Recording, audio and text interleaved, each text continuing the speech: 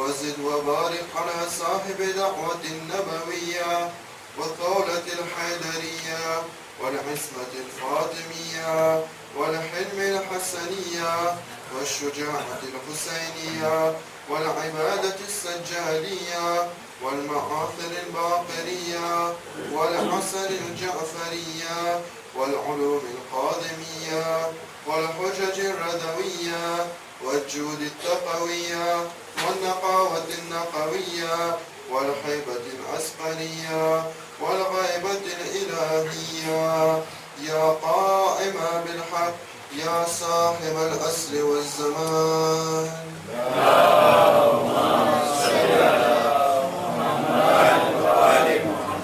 أما بعد قال الله تبارك وتعالى في القرآن المجيد بسم الله الرحمن الرحيم أينما تكونوا يأتي بكم الله جميعا إن الله على كل شيء قدير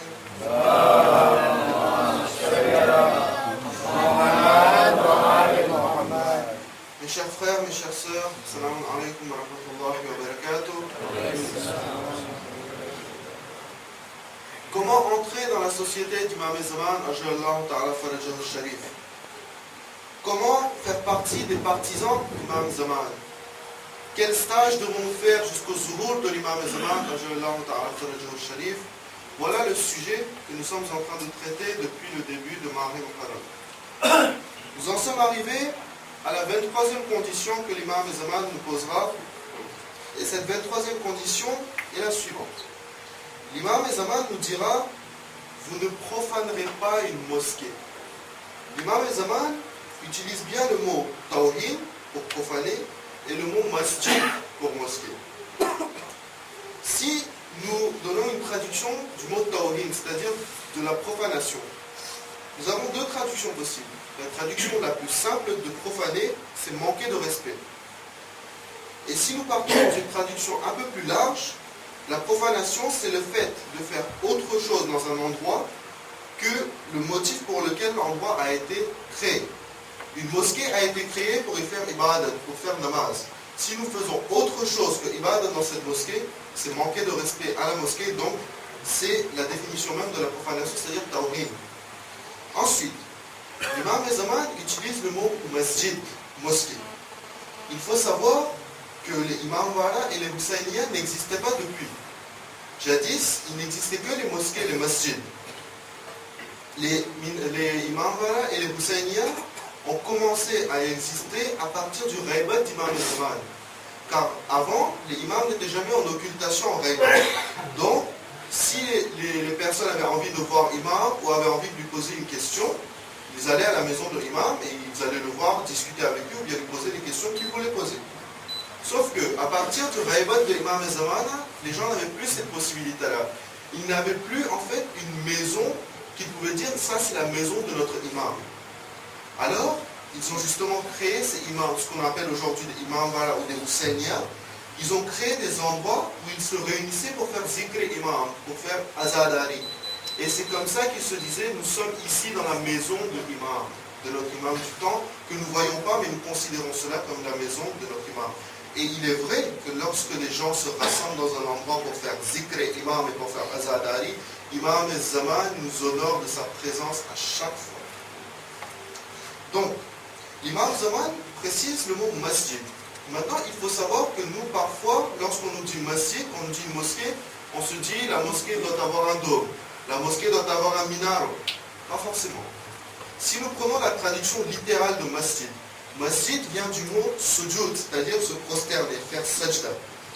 Et avant, un endroit où les gens se rassemblaient, eh bien ça devenait un masjid. C'est-à-dire le mot masjid, avant, ils utilisaient pour décrire un rassemblement de personnes dans un endroit, soit pour faire zikr, soit pour faire namaz. Donc si nous prenons la traduction que l'imam ici fait de masjid, en fait, ce n'est pas seulement une mosquée au sens architectural du terme, c'est-à-dire il faut qu'il y ait un dôme, il faut qu'il y ait un minaret, il faut que les gens ne fassent que le namaz dedans. Non. Ici, l'imam, lorsqu'il dit masjid, cela s'apparente à chaque endroit où les gens se rassemblent pour faire sajdo. Par exemple, il y a dans certains endroits des imams wara, ce ne sont pas des masjids à proprement dit, ce sont des imams wara où les gens se rassemblent pour faire namaz. alors c'est considéré ici, lorsqu'imam nous dit vous ne profanerez pas une mosquée, l'imam finalement rentre dans le lot de ce que l'imam appelle ici une mosquée, un masjid.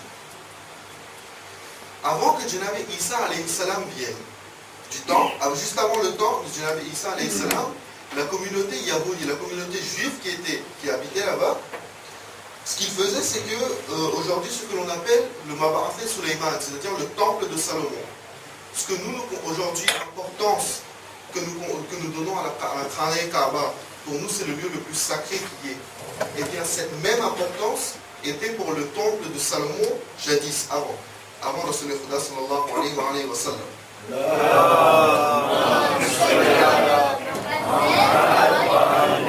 Avant que Janabi Isa alayhi salam vienne, les Juifs avaient installé des stands dans le temple de Salomon. Ils avaient installé des stands où ils faisaient du commerce, c'est-à-dire tout ce qui est vente, tout ce qui est achat et tout ce qui est prêt à intérêt.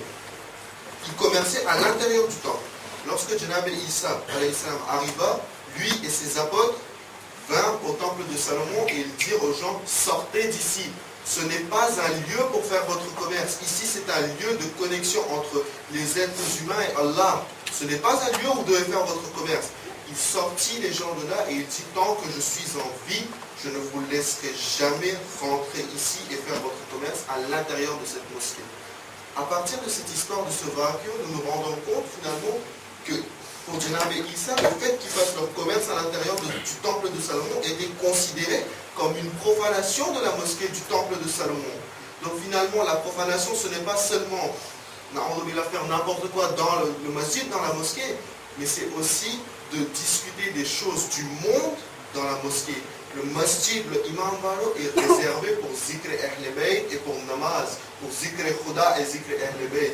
Là, Nabi Isa et Imam Zaman nous dira, le masjid n'est pas réservé pour que vous discutez. Ah, comment s'est passée ta journée? Ah, aujourd'hui, mon commerce ne s'est pas bien passé, je n'ai fait qu'autant de chiffre d'affaires. Non, c'est une mosquée ici. Ce n'est pas seulement un lieu de rassemblement où vous venez vous discuter. Ici, c'est zikr khuda. Et Imam Baro, zikr ahl bayt, alayhi salam. Muhammad wa ali Muhammad, salawat.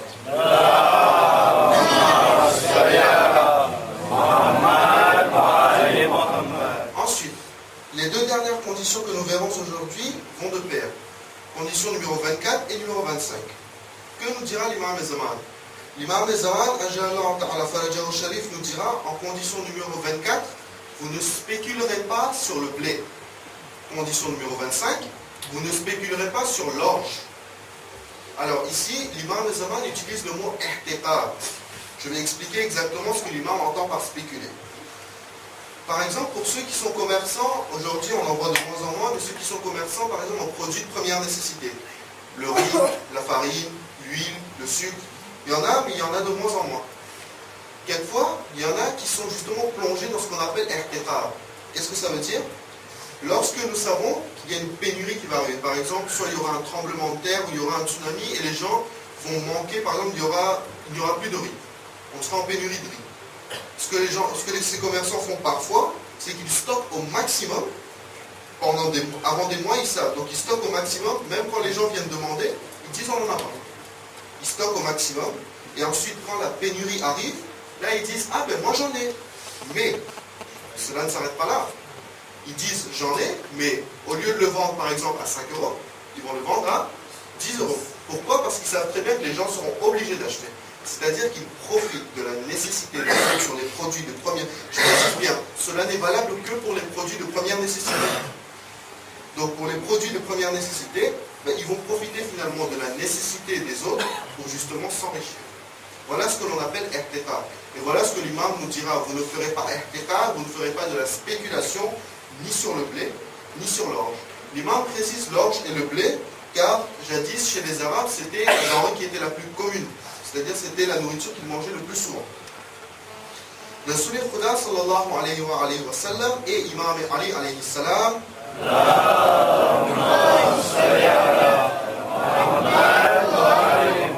ont intégré cette condition dans leur testament. Lorsque le Rasul Khuda fit son testament à Imam Ali alayhi salam, et lorsqu'Imam Ali fit son testament à Imam Hassan alayhi salam, une des choses qu'ils ont dit dans leur testament, c'est justement, ne fait pas irtiqal, dit à la population, à la communauté, de ne pas faire irtiqal, c'est-à-dire de ne pas profiter de la nécessité des autres concernant les produits de première nécessité, ce que moi j'ai traduit ici par spéculation.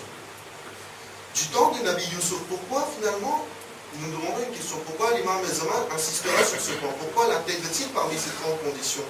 Le fait finalement de ne pas profiter du fait que les gens ne peuvent pas bénéficier de la denrée dont ils ont le plus besoin.